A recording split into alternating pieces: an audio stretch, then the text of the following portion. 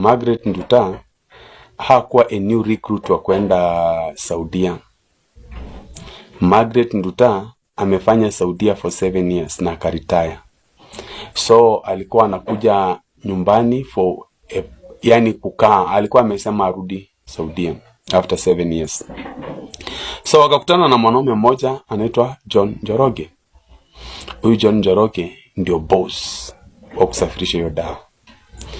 John Njoroge akamwambia deal imeivana na nataka unipelekee dawa mpaka Vietnam. Hii dawa isafirishwe iende USA. So John Njoroge ako na watu wake wa mkono wawili. Mmoja anaitwa Rich Kamunge na Lilian. So Lilian na Rich Kamunge wakakutana na Nduta. Wakapanga mipango yote.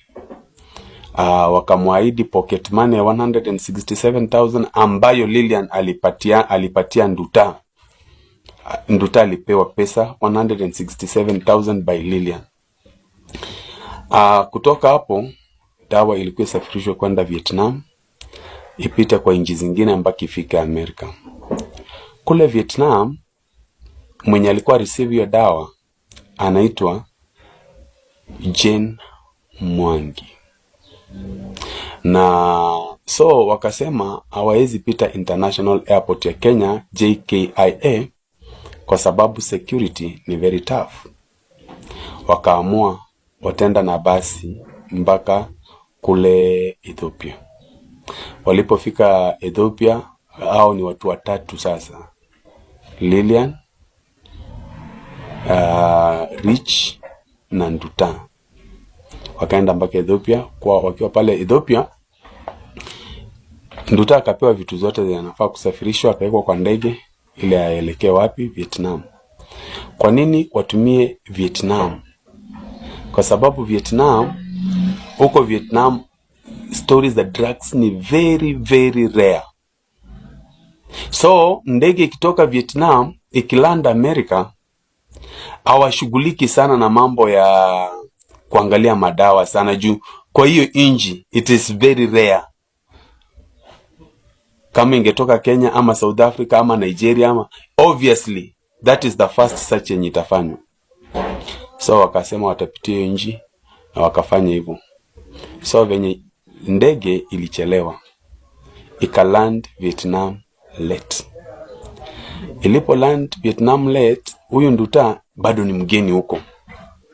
Yule Margaret akakuwa amemngoja, amechoka. Sijui nini ilifanyika hapo katikati, lakini inasemekana alimngoja sana. Alafu alipokuja late, wakakuwa wamepitana na masaa kulingana na venye ilikuwa ifanyike, masaa hii kuingiana. Sasa wale watu wa airport huko wakakuwa wanajaribu kumsaidia huyu mama ambaye anaitwa Nduta ili aweze kwenda penye anaenda. Na unajua hakuwa amepangiwa kwenda jani nyingine, ilikuwa afike hapo na arudi, na Jane Mwangi aendeleshe hizo mambo zingine. So wakaangalia hata hakuna hoteli amebukiwa, hakuna kitu. So how amekuja aje huku, nini inamleta? Sawa, wakakuwa suspicious. Ndio wakaangalia mfuko, wakakuta cocaine. Hiyo cocaine kilo moja ni 27 million. Zikiwa kilo mbili ni 54 million. So na huyu Nduta alikuwa ameambiwa atapatiwa 1 kg ya hiyo cocaine kwenye yake kama itakuwa successful. So ni syndicate ya watu wangapi? 4 na wengineo wenye hawajatajwa bado, lakini hiyo ndio polisi inashughulikia. And finally wamepatikana, wanasakwa na polisi. Nduta si innocent as we think. Nduta anajua mengi but haongei juu familia yake iko under threat. Nduta anajua nikiongea ukweli tu hivi nitauliwa Vietnam, nao familia yangu itauliwa na wa Nigeria in Kenya. Sai hata dada zake Nduta, you guys should be careful to date. Sai wacheni tu kudate. Should be very very careful because those men wenye wametuma Nduta labda wako somehow following you. ndo at least Duta atishiwe asiweze kuongea kabisa. Na mnajua how those Nigerian men wakishika msichana wanamuwanga unyama. Simwache pesa za haraka, wacheni pesa za Duta. Akajaribu tu kukesi in Ghana.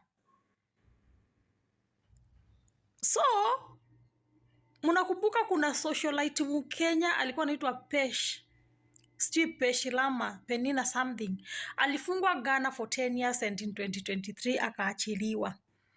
Duta alikuwa kwa hiyo kikosi. Ule alishikwa na madawa zake zilikuwa mingi, hakukuwa na evidence ya kujitoa, akafungwa in Ghana.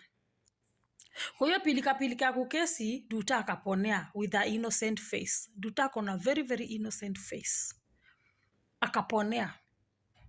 But Duta kuona that Mungu amemuokoa that time in Ghana, inji yenye ni yaani watu wanaelewana na Wakenya. In Ghana ukishikwa unafungwa. Sasa akaona ni vizuri sana aende ajaribu shetani in Vietnam. Hii kitu itakuwa disappointing kwa Wakenya, but saa hii kuokoa Duta ni ngumu. Ni ngumu. Hata serikali sasa imefika mahali imesarenda. Hata former president Uhuru sasa amesarenda. Kuokoa Duta ni ngumu sana. Juu utatetea aje mtu ako na kesi 2 za kubeba madawa? And so you know Vietnamese government wana blame Kenyan government. You know that Kenya government iko on blame. Reason being, Kenyan government ndo wamekubali hizo madawa zipite Kenya through corruption. Shika kitu kidogo nipitishe hii mzigo. Ndo wamekubali hiyo kitu ikapita. Wale security wako pale kwa border are the other people wenye wameongezea hii kesi kabisa. They are not doing their job right. Wanapewa tu pesa kidogo, hizo maroli za mizigo zinapitisha vitu more than vitu inafaa kubeba. Sai ni Mungu aokoe Duta. Nashukuru Mungu tu venye Vietnamese government walirecord kila kitu. Iko recorded pale airport kwa CCTV whatever. Because kama haingekuwa recorded, sai kungekuwa na another case of Mkenya ameekelewa juu Duta kona very innocent face. Mkiangalia ile video Duta ameshikwa, alikuwa amevalia gloves kwa mikono. Alikuwa amevalia za nini? Za kuficha evidence. Akinguza kitu asiache mafingerprint pale. Uko muwaisi utajua hiyo. Duta ukimwangalia venye amevalia ile airport outfit, si mtu anasafiri for the first time. Ni mtu mwenye anasafiri na amesafiri na mtu mwenye anajua venye weather ya airport hukua. Unaona? Ni mtu mwenye anajua about airport outfits.